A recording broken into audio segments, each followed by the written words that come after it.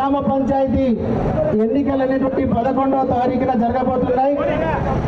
కమలాపూర్ గ్రామ పంచాయతీ ఎన్నికలకు సంబంధించి ఇప్పటికే ప్రతి వాడకు గడప గడపకు తిరుగుతున్నాం. గడప గడపకు తిరుగుతున్నటువంటి క్రమంలో మీ నుంచి వస్తున్నటువంటి స్పందన చూస్తే చాలా సంతోషం కలుగుతుంది.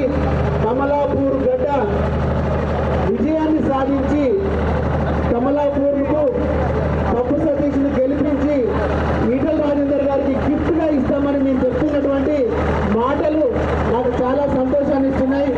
ఇక కమలాపూర్ అభివృద్ధికి సంబంధించి కానీ హుజరాబాద్ నియోజకవర్గ అభివృద్ధికి సంబంధించి కానీ ఇక నేను ఆ లోతుల్లోకి వెళ్ళదలుచుకోలేదు.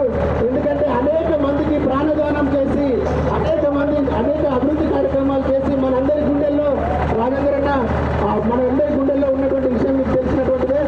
ఇక కమలాపూర్ ఎన్నికలకు సంబంధించి కమలాపూర్లో ఇంతకుముందు ఉన్నటువంటి అనేక సమస్యలను పరిష్కరించి కమలాపూర్ను ఒక ఆదర్శ గ్రామంగా తీర్చిదిద్దినటువంటి క్రమంలో జరిగినటువంటి పరిణామం మీకు తెలుసు.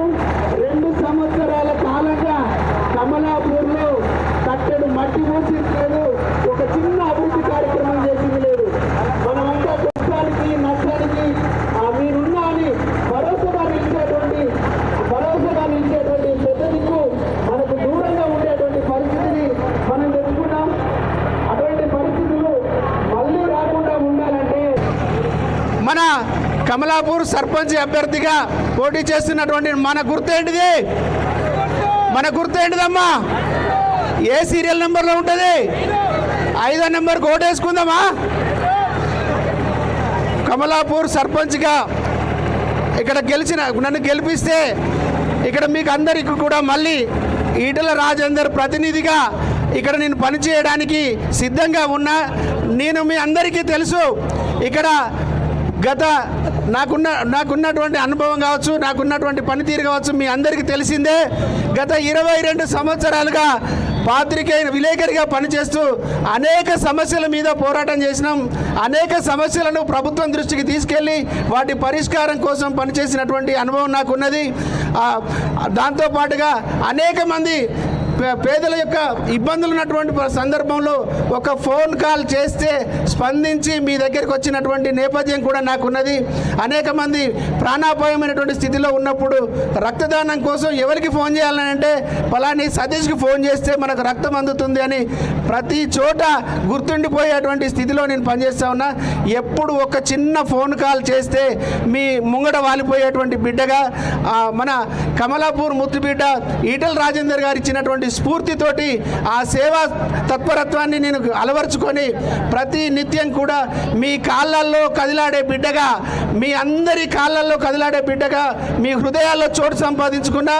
ఆ చోటు సంపాదించుకొని గత 5 సంవత్సరాల క్రితం కూడా నేను సర్పంచ్ అభ్యర్థిగా పోటీ చేసినటువంటి సందర్భంలో నేను ఒక్కడినే నా వెనుక యూత్ అంతా కలిసి ఒక ప్రయోగం చేసినాం.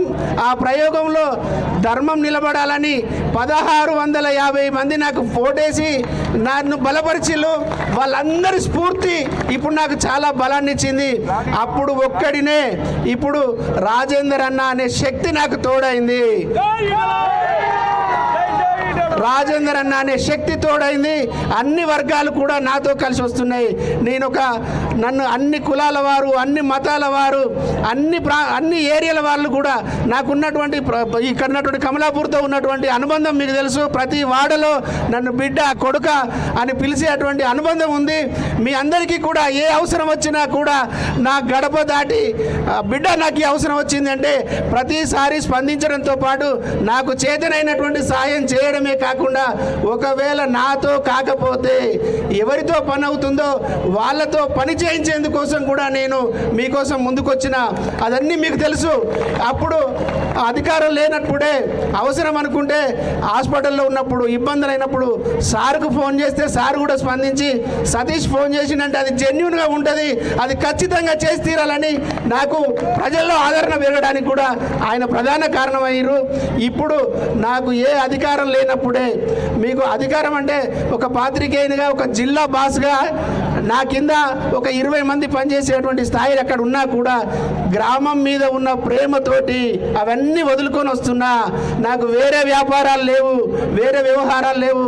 కేవలం నాకున్నదల్లా ప్రజలకు సేవ చేయాలనేటువంటి భావన ఒక్కటే. అధికారం లేనప్పుడే మీకు అన్ని రకాలుగా ఉపయోగపడ్డా. ఇప్పుడు మీరు కనుక మీ అందరి నిండు హృదయంతో మనస్ఫూర్తిగా ఆశీర్వదిస్తే నేను మీ కాళ్ళల్లో కదిలాడేటువంటి బిడ్డగా ప్రతి క్షణం మీకు అందుబాటులో ఉంటా. ఒక్క ఫోన్ కాల్ చేస్తే వాలిపోతా. ఏ సమస్యలోనైనా కూడా మీ సమస్య పరిష్కారం కోసం పనిచేస్తా. మీ అందరికీ తెలుసు నేను నా గుణగణాల గురించి కానీ నా వ్యవహారం గురించి కానీ మీకు చెప్పాల్సినటువంటి అవసరం లేదు. అంతా తెరిచిన పుస్తకమే.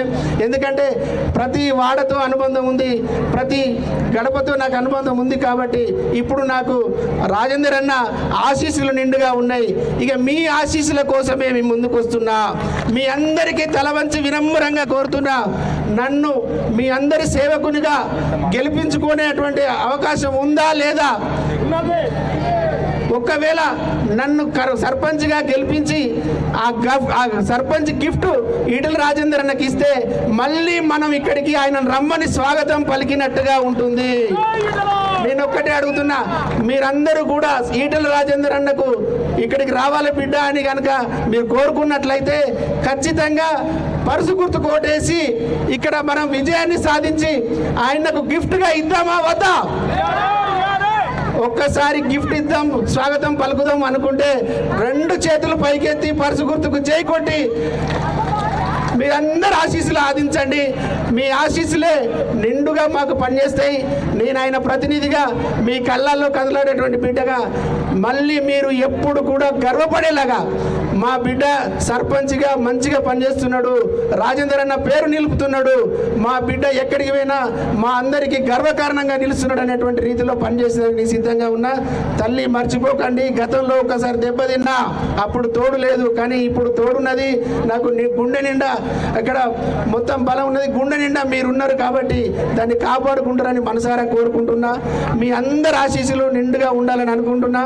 నన్ను మనస్ఫూర్తిగా ఆశీర్వదించండి. మీ బిడ్డగా ఇక్కడ అభివృద్ధి చేసి చూపిస్తా అని కూడా మీ అందరికీ వినమ్రంగా తెలియజేస్తూ మనందరి